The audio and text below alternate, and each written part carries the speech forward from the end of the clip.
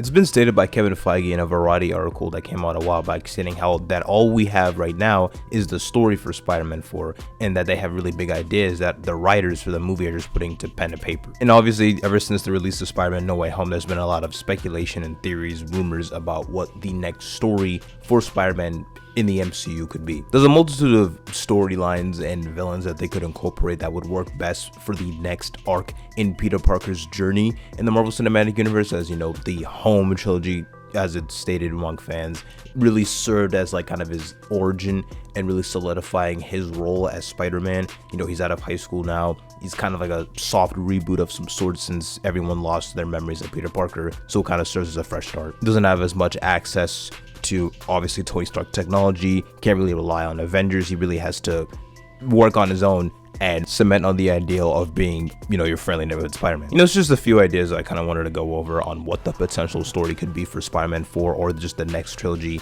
know, beyond after Spider-Man 4. And more importantly, some of the villains that I think need to at least make an appearance or have major roles that can affect Peter Parker in both his life as Spider-Man and his personal life with Peter Parker. Firstly, I definitely think that they need a new director. You know, nothing against John Watts, but you know, that was with the Home trilogy. I think they need to move on and really get a director with a more visual flair and style, as I feel John Watts doesn't really do anything to help stand out for a Spider-Man film. I mean, you know, films like Spider-Man No Way Home is really good, but I don't really think it's because of John Watts directing per se. It's just how the story kind of flowed, and obviously, you know, with Andrew Garfield and Tobey Maguire's appearance. And please, for the love of God, drop the Home title. Like, I don't want the next movie to be like Spider-Man Home Wrecker, some weird title. Like, just drop the Home title. Like, this needs to be solidified and represents a new era for 616 MCU Peter Parker. And then one aspect that I'm pretty sure is going to be explored upon is his life in college, you know, like the college trilogy as you might see it.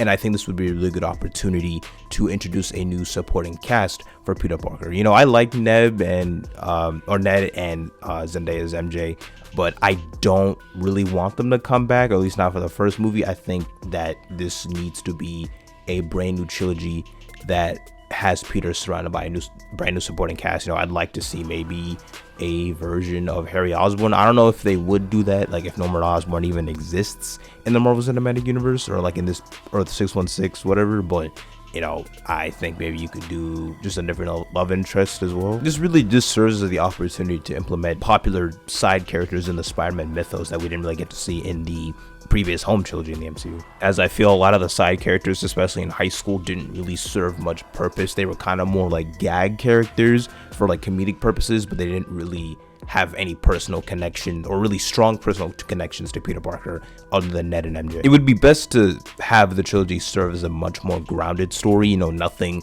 about going into space or, you know, fighting a galactic alien. I think this really needs to be a very grounded personal story on, you know, how Peter Parker kind of deals with whatever is going on with his life. You know, he's on his own, he has his own apartment now, and you know, he has really no one to rely on all that much, so he really has to take care of himself. And kind of going into a grounded story, I think it's very likely that the story that they have might tie into Kingpin and Daredevil, and I think there's just kind of a semi-grand arc going on in the Marvel Cinematic Universe involving street-level characters, starting with Hawkeye. As you know, with Hawkeye, you have like, you know, Clint Barton, Kate Bishop, and then you had the appearance of Kingpin at the end of that show. And then you also have Maya Lopez's Echo character, in which she's getting her own spin-off show on Disney Plus. And it's stated that either Daredevil, Kingpin, or both of them will appear in that show as well. So then you have like Kingpin, Hawkeye, Daredevil, Born Again, kind of tying into all that, as you know, they're actually currently shooting Daredevil Born Again. You know, there's some set photos going on around, you know, you can look them up. And I think there's been some rumors / reports on how whatever's going on in there will tie into Spider-Man 4, which makes sense, you know, if you look back at Matt Murdock's cameo in Spider-Man No Way Home. And you know, so just kind of like a grounded story, kind of like a Kingpin battle type story where like maybe Spider-Man has been kind of tampering with Kingpin's kind of criminal underworld, which will lead to the inevitable team up between Spider-Man and Daredevil, which I think a lot of people would want. And personally, I think this would really serve as a unique opportunity to kind of do like a mafia type trilogy. Like, I feel like maybe there could be like a kind of like that one mini arc in Spectacular Spider-Man cartoon where you had like different mafia bosses kind of either collaborating or going against one another.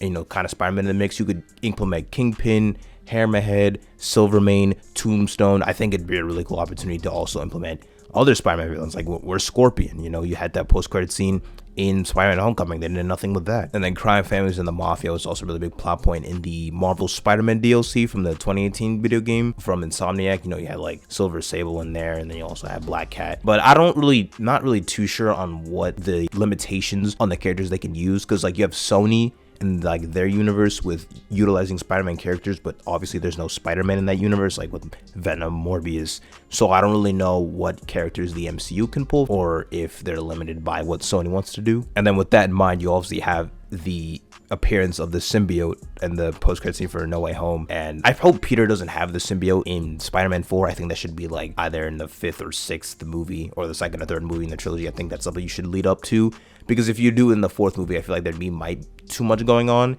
Because, you know, if it is true that like Kingpin might have a role in there, you have that while also introducing us to Peter Parker's new life and then a symbiote.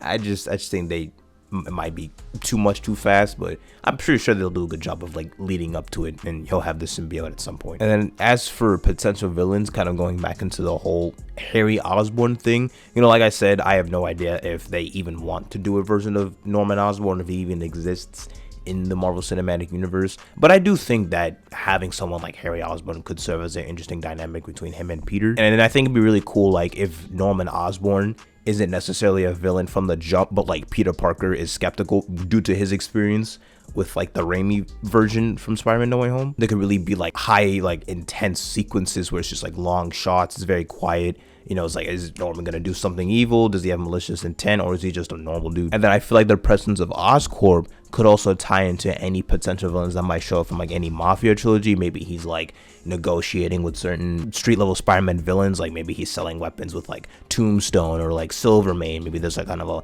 war crime going on. Maybe he wants to get himself into that. You know, if they wanted, maybe they could do like a gradual transformation to him turning into the Green Goblin, or just like kind of solidifying the power of Oscorp. Because, you know, back, like, we still don't know who bought Avengers Tower from Spider-Man Homecoming. Like, we don't know if it was like, there's obviously been theories about like it being like the Baxter building, or maybe it was like Norman Osborn who bought it. Like, we still don't know. You know, as when it comes to Peter Parker's relationship with other heroes, obviously I would like for him to do, you know, team ups, but definitely not to the scale or consistency in the Home trilogy. Because, you know, he have kind of mentor, quote unquote, type figures kind of monitoring him and kind of scrutinizing from some of his mistakes. But obviously this new trilogy could really, you know, demonstrate how he's learned from said mistakes, and he's willing to actually make decisions on his own and work alongside heroes like Daredevil, rather than Daredevil, you know, monitoring him and teaching him what to do. You know, kind of going a little bit out of left field, but, you know, in the comics he's had a pretty strong relationship with the Fantastic Four.